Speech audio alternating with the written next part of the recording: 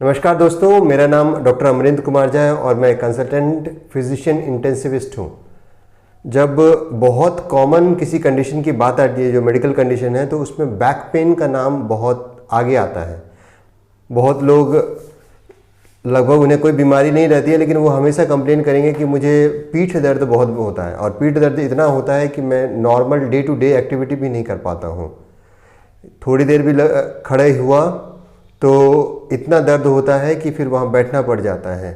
कभी कुछ लोगों का कंप्लेन होता है कि वो जो दर्द है वो नीचे पहुँचते हुए पैर तक पहुँचता है और पैर में काफ़ी सुन्नपन रहता है।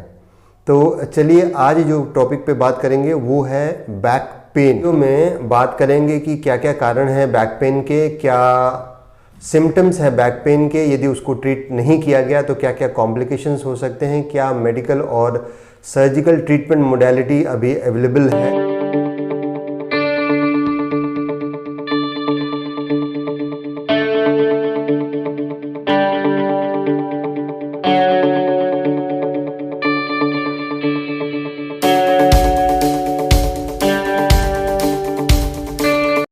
जो कॉमन कॉजेज़ हैं बैक पेन के, उसमें आता है एक स्लिप डिस्क। लोगों का जो पोस्चर होता है वो इतना टेढ़ा करके चल रहे होते हैं या कुछ सालों तक उनका पोस्चर टेढ़ा रहता है और वो ध्यान नहीं देते हैं। ऐसे में धीरे धीरे क्या होता है कि जो दो नीचे की जो वर्टिब्रा है, जो हड्डियां हैं, वो धीरे धीरे टेढ़ी हो जाती हैं और एक के दूसरे के ऊपर फिसल जाती हैं। जो उसके बीच का जो डिस्क है वो डिस्क थोड़ा दब जाता है, और कभी कभी क्या होता है कि जो दो वर्टिब्रा, दो हड्डियों के बीच में जो डिस्क है वो बाहर निकल जाता है। डिस्क बाहर निकल जाने से क्या होता है कि जो नर्व्स, वहाँ से जो नसें जा रही हैं वो भी दब जाती हैं। तो जो कॉमन कॉज है बैक पेन का, उसमें स्लिप्ड डिस्क या स्पॉन्डिलोलिस्थेसिस जिसे कहते हैं, वो बहुत ही कॉमन है। दूसरा एक कंडीशन आता है लंबर स्टीनोसिस। इसमें आपकी किसी की कोई गलती नहीं होती है, जस्ट एक समय के साथ क्या होता है कि जो स्पेस है हमारे स्पाइनल कैनाल का, जो स्पेस है वहाँ नैरोइंग हो जाती है। ऐसे में जो नर्व उसके पार जा रहे होते हैं वो दब जाते हैं। फिर कुछ लोगों में उम्र के साथ ऑस्टियो आर्थराइटिस जब गठिया होता है तो उस केस में भी जो वर्टिब्रा के बीच का स्पेस है वो कम हो जाता है। साथ में जो बोन्स हैं वो अलग अलग उनके मार्जिन्स निकल जाते हैं। उस मार्जिन्स जो नए नए ऑस्टियोफाइट्स बन जाते हैं, उस कारण क्या होता है कि जो नर्व वहाँ से पास हो रहे थे उसमें रगड़ खाता है, और ऐसे में भी बैक पेन होता है और साथ में नर्व भी डैमेज होता है। फिर कुछ लोगों में वो बहुत पतले होते हैं, बहुत वीक होते हैं। ऐसे में जो स्पाइनल मसल्स हैं, जो पीठ की जो मांसपेशियां हैं, वो काफ़ी कमज़ोर होती हैं। ऐसे लोगों को भी बहुत बैक पेन होता है। फिर यदि कुछ लोगों में बैक में कभी कभी टीबी की भी शिकायत आ सकती है, तो ऐसे केस उन लोगों पेशेंट्स को भी देखने की ज़रूरत है। ऐसे लोग भी बैक पेन की शिकायत करते हैं। कभी कभी कैंसर के जो पेशेंट्स हैं उनकी जो मेटास्टेसिस है वो जो स्पाइनल कॉर्ड है उस पे बैठती है। ऐसे पेशेंट्स में भी बैक पेन आता है। क्या क्या सिम्टम्स होते हैं? ये जो स्पॉन्डिलोलिस्थेसिस है और जो लंबर कैनल स्टेनोसिस है, जो osteoarthritis of spinal cord है, ऐसे पेशेंट्स में क्या क्या सिम्टम्स होते हैं? शुरू में तो बस कमर का दर्द होता है। वो दर्द आगे बढ़ते बढ़ते नीचे जो ग्लूटियस मसल है उसके पीछे जाता है, और फिर धीरे से आपके जो थाई है, पीछे का थाई मसल्स के, थाई के जो पीछे वाले मसल्स हैं उन पे पेन जाने लगता है। धीरे धीरे साथ में नमनेस, कुछ सुन्नपन भी आता है, और समय के साथ जो नीचे पैर का भाग है वो कमज़ोर हो जाता है। नीचे जो बैक पेन है और उसके जो कॉम्प्लिकेशंस है उसको डायग्नोस करने के लिए क्या क्या डायग्नोस्टिक मोडेलिटी है? पहला तो एक्सरे करते हैं, जिसमें देखा जाता है कि यदि हड्डियों का जो नॉर्मल शेप होता है उसमें कुछ बदलाव आ सकते हैं। साथ में जो दोनों हड्डियां हैं, जो दो वर्टिब्रा हैं, उनके बीच का स्पेस कम हो सकता है। साथ में वो एंगल चेंज हो जाता है। जो दो वर्टिब्रा एक दूसरे के ऊपर बैठे रहते हैं उनका एंगल चेंज हो सकता है। साथ ही कुछ पेशेंट्स में जो स्टेनोसिस भी दिख सकता है ऑन एक्सरे। यदि एक्सरे हो गया हो उसके बाद सीटी स्कैन और एमआरआई जो फाइंडिंग्स है वो नर्व अनट्रैपमेंट और यदि मसल में कोई ट्यूमर है या कोई इन्फेक्शन बैठ गया हो उनको डायग्नोस करने के लिए सीटी स्कैन और एमआरआई की ज़रूरत पड़ती है।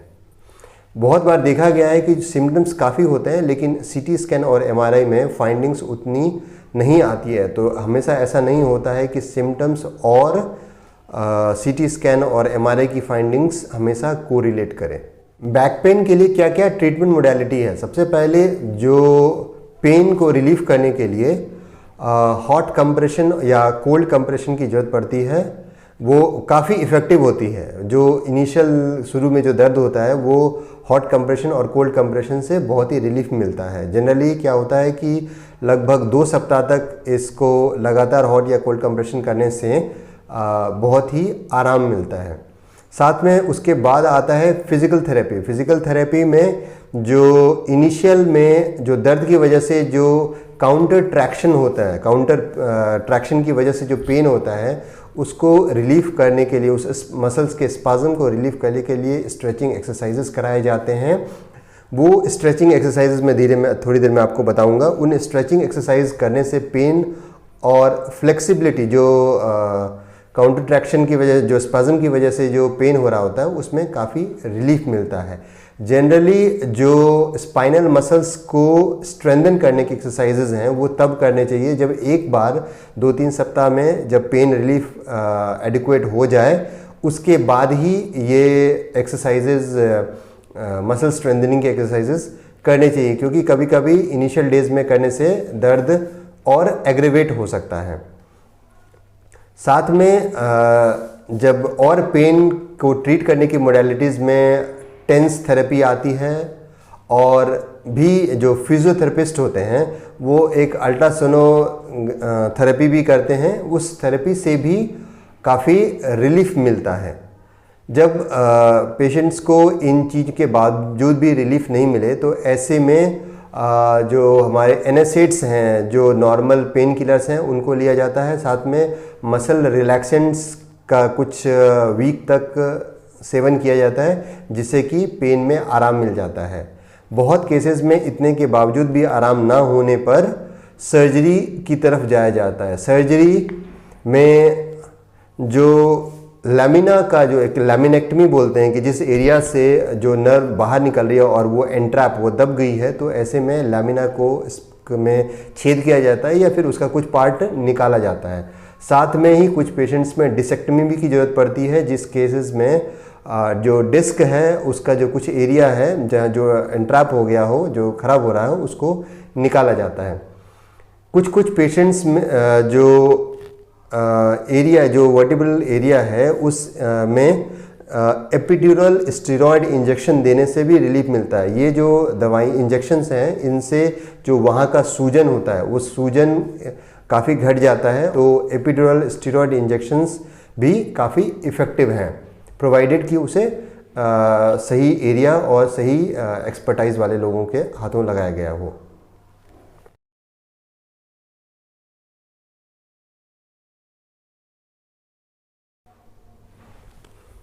अब बात करेंगे कि वो कौन कौन से स्ट्रेचिंग एक्सरसाइजेज हैं। ये देखिए यहाँ, ये जो 2 पिलो है, इस पिलो को मैं अपने पेल्विस, ये जो हमारा पेल्विस एरिया है, इसके नीचे रखूँगा और आप एक स्ट्रेच फील, अपने पीठ पे आप एक स्ट्रेच फील कर पाएंगे। ये जो एक्सरसाइज है इसको कम से कम आपको 15 to 20 मिनट्स इसी पोजीशन में रहना है और फील करना है अपने स्ट्रेच, जो बैक पे जो स्ट्रेच है, इससे जो स्पाज़म है उसमें काफ़ी रिलीफ मिलती है, काफ़ी दर्द में आराम मिलता है।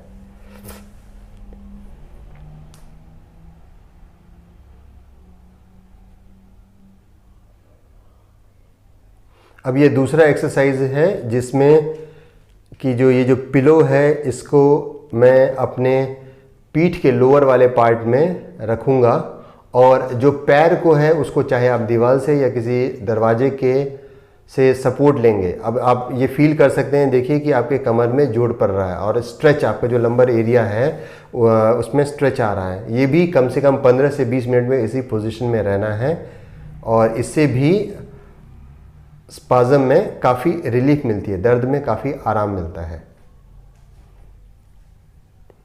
अब ये तीसरा स्ट्रेचिंग एक्सरसाइज है। इसमें देखिए, ये मैं एक तरह से करवट, टेढ़ा करवट ले रहा हूँ और जो अपने घुटने हैं उसको ज़मीन से टच करने की कोशिश कर रहा हूँ। ये पोजीशन में आपको एक एक पार्ट है, लगभग 10 मिनट एक तरफ रहना है और फिर दूसरी तरफ 10 मिनट रहना है।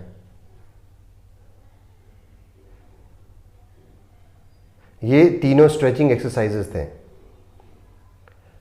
देखिए, चौथा ये जो स्ट्रेचिंग एक्सरसाइज है, इसमें मैं दोनों पैरों, घुटनों को अपने हाथों से टाइट करूँगा और फील करूँगा अपने पीठ में स्ट्रेच। इससे भी जो स्पाज़म है उसमें काफ़ी रिलीफ मिलता है। ये भी कम से कम 15 से 20 मिनट तक इसी पोजीशन में रहना है। जो उम्रदार पेशेंट्स हैं उनको इनिशियल में यही सब एक्सरसाइज करना चाहिए, क्योंकि उन्हें चोट और इंजरी लगने की संभावना होती है।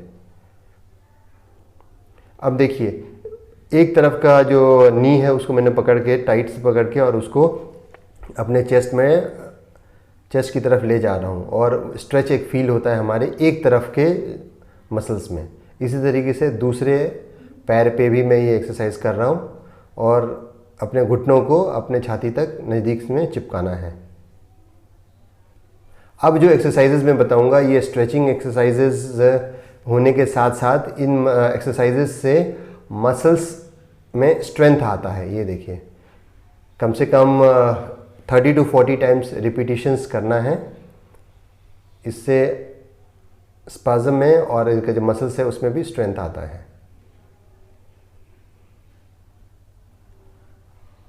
अब ये देखिए, इसको मैं पीठ को अपने पीछे की तरफ ले जा रहा हूँ। ये भी कम से कम 30 से 40 रिपीटिशंस करना है। हाँ, बार बार ये इस करने से क्या होता है कि ये जो मसल्स हैं इनमें भी स्ट्रेंथ आती है और साथ में स्ट्रेचिंग एक्सरसाइजेज भी हैं ये।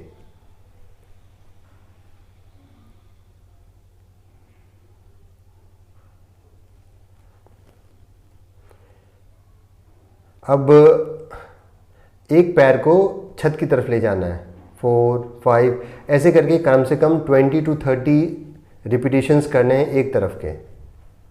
फिर दूसरे पैरों के रिपीटिशंस करने हैं, पैर को छत की तरफ ले जाना है।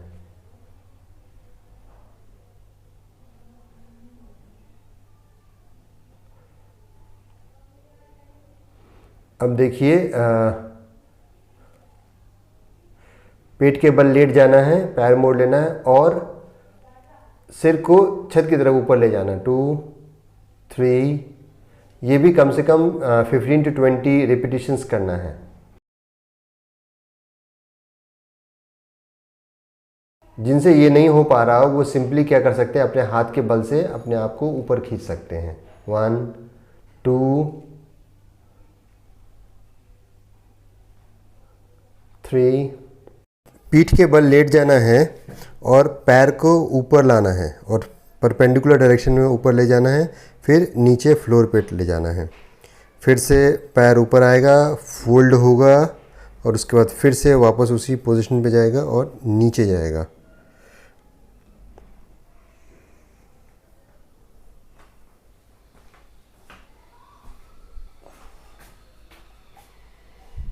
इसके बाद ये साइकिलिंग मूवमेंट, एक काइंड ऑफ साइकिलिंग मूवमेंट है। अप डाउन करने से दोनों तरफ के जो बैक मसल्स हैं वो स्ट्रेंथन होंगे। अब एक तरफ टिल्ट, दोनों तरफ टिल्ट करना है। इस तरफ right left tilt, right tilt, left tilt.